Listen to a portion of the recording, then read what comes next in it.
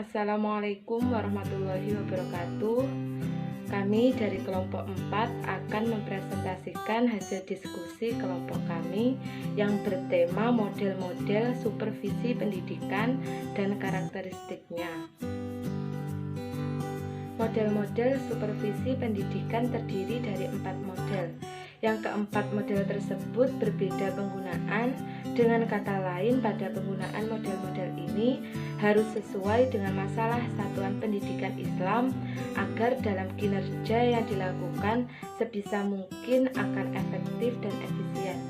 Model yang pertama adalah model konvensional atau tradisional.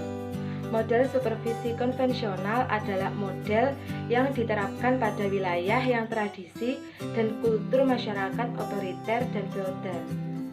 Pada wilayah ini cenderung melahirkan penguasa yang otokrat dan kolektif. Seorang supervisor dipahami sebagai orang yang memiliki power untuk menentukan nasib guru. Karenanya dalam perspektif behavior, seorang yang menerapkan model ini selalu menempatkan perilaku atau aksi supervisi dalam bentuk inspeksi untuk mencari kesalahan dan menemukan kesalahan, bahkan seringkali memata-matai objek, yaitu guru. Perilaku memata-matai ini disebut dengan istilah snoopervision atau juga sering disebut sebagai supervisi korektif. Bila diamati lebih mendalam, praktik supervisi konvensional bersifat kontradiktif dengan makna dan tujuan supervisi, yaitu membimbing kepala sekolah dan guru, memperbaiki kinerja dan meningkatkan profesional mereka dalam melaksanakan tugas dan kewajiban sebagai pemimpin dan pendidik di sekolah. Memata-matai dan mencari kesalahan dalam konteks membimbing guru cenderung melahirkan implikasi negatif terhadap perilaku itu sendiri. Wajar jika kemudian para guru merasa tidak puas, takut, menjauh, tidak akrab, acuh tak acuh, benci, bahkan menentang atau agresif, dan malas berjumpa dengan supervisor di sekolahnya. Perasaan-perasaan yang demikian ini akan memunculkan image yang kurang baik bagi supervisor itu sendiri. Padahal kepala sekolah, guru, dan supervisor adalah partner dalam memajukan pendidikan. Untuk itu, model supervisi konvensional dalam supervisi pendidikan di era reformasi ini seharusnya tidak dipakai lagi oleh supervisor. Model supervisi ini sebaiknya ditinggalkan dan tidak dipaksakan untuk diterapkan supervisor dalam melaksanakan tugas, fungsi, dan tanggung jawabnya. Karenanya supervisor saat ini dapat ke depan tugasnya semakin berat.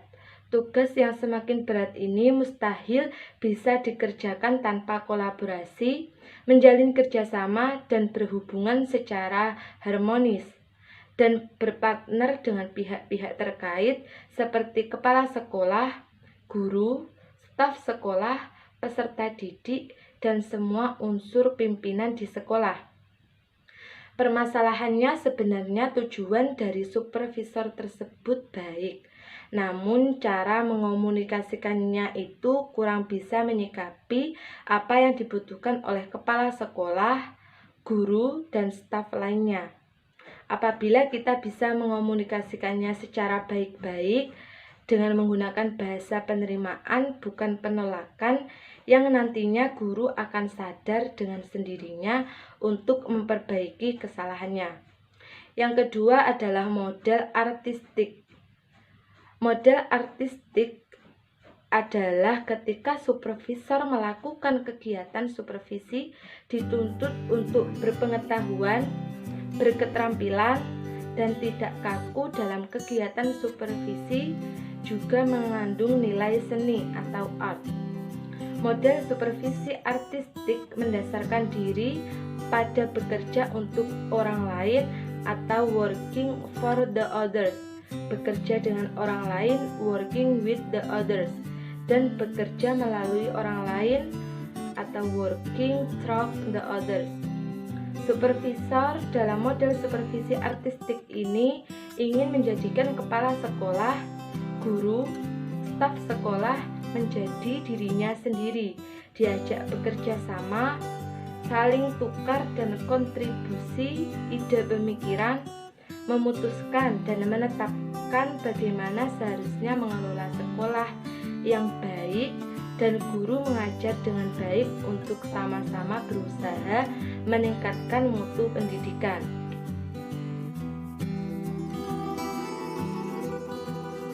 Saya Kurang Ainam Korobin, absen 23, NIM 12070719370. Untuk selanjutnya, saya akan menjelaskan mengenai model ilmiah dan model klinis. Model ilmiah. Supervisi ilmiah sebagai sebuah model dalam supervisi pendidikan yang dapat digunakan oleh supervisor untuk menjaring informasi atau data dan menilai kinerja dari kepala sekolah dan guru dengan cara menyebarkan angket. Untuk yang terakhir, model klinis. Maurice Kogan mendefinisikan supervisi model klinis sebagai suatu latar yang didesain untuk mengembangkan performa guru di kelas. Supervisi klinis termasuk juga dari bagian supervisi pengajaran. Dikatakan sebagai supervisi klinis dikarenakan prosedur pelaksanaannya lebih ditekankan pada mencari sebab atau kelemahan yang terjadi dalam proses belajar mengajar, dan kemudian secara langsung diusahakan bagaimana cara memperbaiki suatu kelemahan tersebut.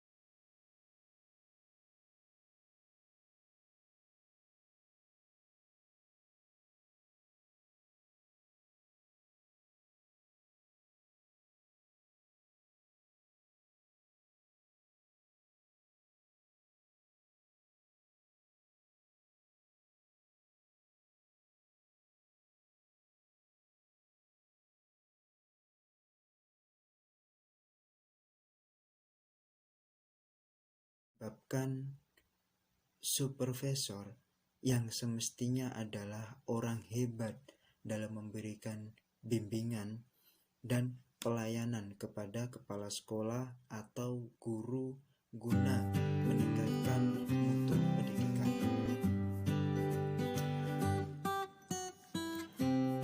Baik, untuk model supervisi selanjutnya atau yang kedua adalah model supervisi artistik, di mana pada model supervisi artistik ini memiliki karakteristik. Di antaranya yang pertama adalah memerlukan perhatian khusus agar lebih banyak mendengar daripada berbicara. Yang kedua yaitu memerlukan tingkat perhatian yang cukup dan keahlian yang khusus untuk memahami apa yang dibutuhkan oleh seseorang. Yang ketiga yaitu mengutamakan sumbangan yang unik dari guru-guru untuk mengembangkan pendidikan bagi generasi muda. Yang keempat yaitu memerlukan laporan yang menunjukkan bahwa dialog antara seorang supervisor dengan yang disupervisi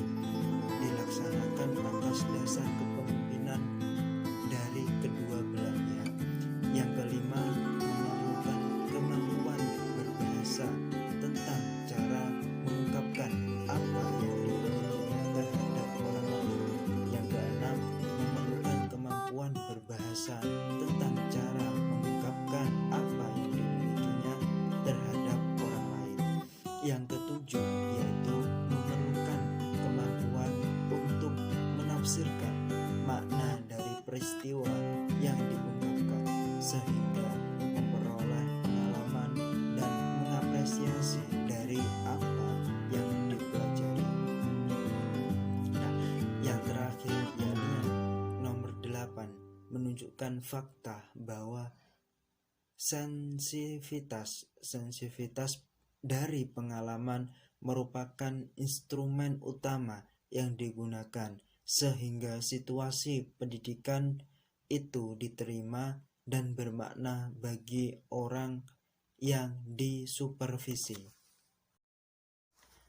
Nah, untuk selanjutnya pada model ilmiah atau model supervisi yang ketiga, di mana pada model supervisi ilmiah ini memiliki karakteristik yang pertama yaitu dilakukan secara berencana dan kontinu.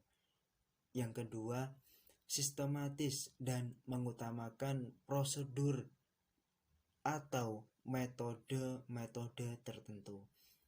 Yang ketiga yaitu menggunakan sebuah instrumen pengumpulan data yang tepat. Yang keempat yaitu menggunakan alat penilaian berupa angket yang mudah untuk dijawab. Nah, yang kelima yaitu angket disebar kepada siswa atau guru-guru sejawat. Nah, baik pada model supervisi yang terakhir yaitu model klinis, di mana pada model klinis memiliki karakteristik di antaranya 1. Bantuan yang diberikan bukan bersifat instruksi atau memerintah. Yang kedua, harapan dan dorongan timbul dari guru itu sendiri. Yang ketiga, guru memiliki satuan tingkah laku mengajar yang terintegrasi.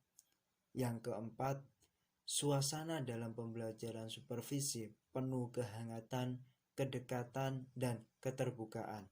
Yang kelima, instrumen yang digunakan untuk observasi disusun atas dasar kesepakatan